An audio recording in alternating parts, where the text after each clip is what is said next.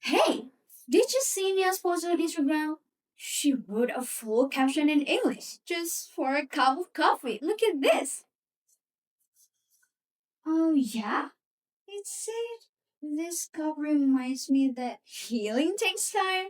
Oh my gosh, it's so silly, right?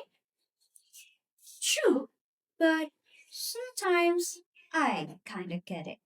I mean, like, Indonesians sometimes just don't feel enough to say how I feel. And that is where the story begins. Assalamualaikum warahmatullahi wabarakatuh. The honorable judges, juries, and all of my beloved friends, ladies and gentlemen. First and foremost, in the name of Allah, the most gracious, the most merciful, with full humility, I begin this speech by acknowledging the countless blessings that allow us to be present here today. Second, salawat and salam may always be poured out to our Prophet Muhammad sallallahu alaihi wasallam, the best and the noblest creature. Hello everyone, good morning.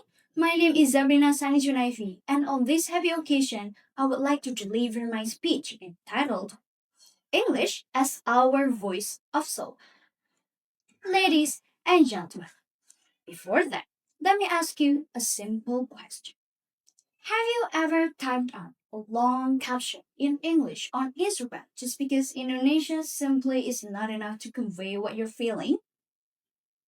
It's funny, right? We're born and raised in Indonesia, but our deepest thoughts expressed better in English. Some people call it cringe, but I call it honest. For some people, English was the school subject. Tenses, grammar, vocabularies, accent scores, and etc. But when we were getting older and when we were adults, it was something else. It was our voice when we cannot express ourselves in our mother tongue. English leaves space for us to feel, to think, and to speak without fear of being criticized. It's not about how fluent you are, but it's about how free you are when you're using it. We can write, I'm tired of pretending, or I miss the old me. Things we might never say out loud in our daily life because it sounds so dramatic, so emotional, and so real. But let's be honest. To speak English in this day is to cope with the pressure of modern society. A Cambridge study 2022 found that 68% of Asian teenagers feel they're more respected online if they can speak English well. But 45% of them also admitted they feel insecure when they make mistakes. And that is the irony. We use English to speak confident, but it is the very thing that causes us to doubt ourselves. Ladies and gentlemen, the internet also makes us closer to the world, yet compares us to it. We scroll the videos of confident teens speaking perfect English, debating global issues, living their best lives, while we just sit there and wondering, will I ever be as good? But let's be honest. English should never make us feel less Indonesian or less ourselves. Language is not a barrier, it's a bridge. When we speak English, we're not abandoning our origins. We're building bridges between cultures, hearts, and minds. Because after every sentence that we speak, there is still our soul. Our soul of an Indonesian youth who inquisitive, expressive, and abounds with dreams.